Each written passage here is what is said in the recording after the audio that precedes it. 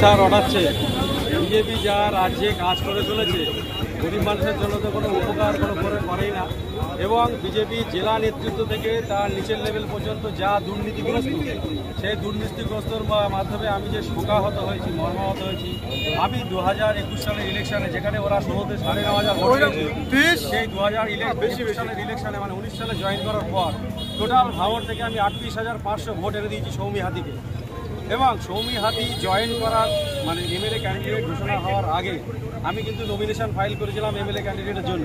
কারণ আমি 2019 সাল থেকে ভাঙড়ে বিজেপির জন্য খেটেছি, এত খাটা খেটেছি যে ভাঙড়ে বিজেপির কর্মী কোনো দেখা যেত না।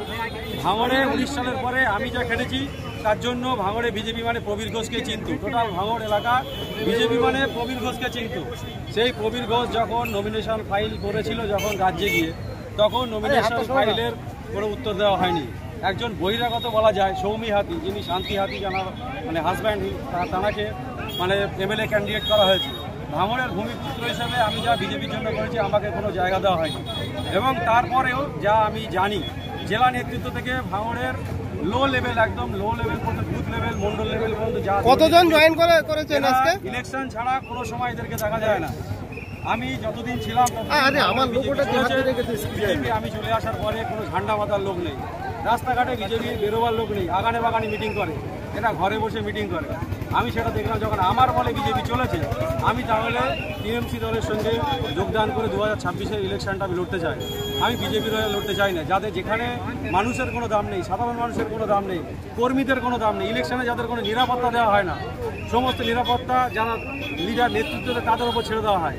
গত যে ইলেকশনে আমাদের কর্মীদের ওপর যা অত্যাচার হয়েছে ভাঙড়ে, সেই অত্যাচারের জন্য আমি জেলায় বা রাজ্যে আমি ফোন করেছিলাম, কিন্তু রাজ্য থেকে আমাকে সঠিকভাবে বলা হয় যে রাজ্যে এসে তোমরা এখানে আস্তানা করো, জেলায় বা তোমাদের বাড়ি ঘর যা হচ্ছে হোক, আমরা সেখানে গিয়ে কিছু করতে পারবো না। তাহলে এমন একটা পার্টি যারা কর্মীদের কোনো নিরাপত্তা দিতে পারে না। কতজন জয়েন করেছেন? কতজন আজকে জয়েন করেছেন? কতজন? আমার সঙ্গে মহিলা পুরুষ হিসেবে শতাধিক লোক যারা আমাকে ভালোবাসে, যারা আমাকে আমার সাথে বিজেপি পার্টিতে জয়েন করে। মূলত বিজেপিতে কোনো সুযোগ সুবিধা পাওনি বলে ওই জন্য কি তৃণমূলে জয়েন করেছেন? বিজেপিতে কোনো সুযোগ সুবিধা না পাওয়ার কারণে কি টিএমসি সুযোগ সুবিধা না পাওয়ার জন্য নয়, মানুষের প্রতি একটা সম্মান, যে কর্মীদের প্রতি যে সম্মানহানি হচ্ছে, কোনো কর্মীকে সম্মান দেওয়া হচ্ছে না, কোনো কর্মীকে সম্মান দেওয়া হচ্ছে না। জেলা নেতৃত্ব বা হচ্ছে যারা নিচু স্তরের নেতৃত্ব, তারাই মনে করছে আমরা নেতা। যারা কর্মী খেটে বিজেপি সংগঠন তৈরি করছে তাদের কোনো সম্মান দেওয়া হচ্ছে না। ঠিক আছে, আপনার নাম? প্রবীর ঘোষ, আমি হচ্ছে একজন প্রাক্তন বিজেপি কর্তা, ভাঙড়ের বিজেপি কর্তা। আমি বিজেপি থেকে আজকে তৃণমূল কংগ্রেস জয়েন করতে চলেছি এবং জয়েনের কোয়ালিটি করেও ফেলেছি। আমি 2019-এ বিজেপি জয়েন করি এবং জয়েন করার পর 2016 সালে মোটামুটিভাবে 9,500 বিজেপি ভোট পেয়েছিল এমএলএ ইলেকশনে।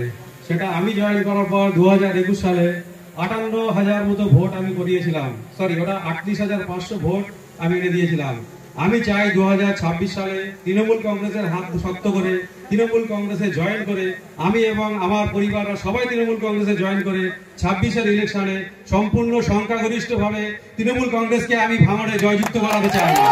আমি এবং আমার পরিবার সকলে মিলে তৃণমূল কংগ্রেসকে একক সংখ্যাগরিষ্ঠভাবে ভাঙড়ে জয়যুক্ত করাতে চাই। এটাই হচ্ছে আমার এবং আমার পরিবারের মূল লক্ষ্য, যাতে অন্য কোনো দল সংখ্যাগরিষ্ঠতা না পায়। সেই জন্য আমি এবং আমার দল 26-এর ইলেকশনের আগে সম্পূর্ণভাবে ঝাঁপিয়ে পড়েছি। সরকারদার হাত ধরে মোটামুটি কথা আমরা ভাঙড়কে একটা সংখ্যাগরিষ্ঠতা জায়গায় নিয়ে যেতে চাই। সেই জন্য তৃণমূল কংগ্রেস জিন্দাবাদ, মাননীয় অভিষেক ব্যানার্জি জিন্দাবাদ, মমতা বন্দ্যোপাধ্যায় জিন্দাবাদ, শওকত মোল্লা সাহেব জিন্দাবাদ, বাহারুল্লাহ জিন্দাবাদ। বাহারুল্লাহ যার হাত ধরে আমি মোটামুটি ছাত্র রাজনীতি শুরু করেছিলাম। তো যাই হোক, এখন আমি বিজেপি থেকে তৃণমূলে জয়েন করেছি। আমি সেটাই চাই যে তৃণমূল 2026-এ জয়যুক্ত হোক এবং একটা ভালো ফল করুক। সমগ্র পশ্চিমবঙ্গের নিরিখে তৃণমূল একটা ভালো আসন নিয়ে আসবে 2026-এ, এটাই আশা করি। এবং কেন্দ্রের বঞ্চনা শিকারের প্রতিবাদে আমি যে আজকে বিজেপি থেকে তৃণমূলে জয়েন করেছি এবং তার জন্য মোটামুটিভাবে আমি আমার শওকত মোল্লা সাহেবকে ধন্যবাদ দিচ্ছি যে আমাকে এরকম একটা সুন্দর পরিষদ দেওয়ার জন্য এবং আমার পরিবারকেও সুন্দর একটা পরিবারকে আপনাদের পরিবারের মধ্যে নিয়ে এসে একটা ভালো জায়গা করে দেওয়ার জন্য। তো আমরা চাই 2026-এর ইলেকশনে তৃণমূল ভালো জায়গা দখল করুক, সেটাও আমরা চাইবো। সেই জন্য আমি আমার সংক্ষিপ্ত বক্তব্য শেষ করে বাকিদের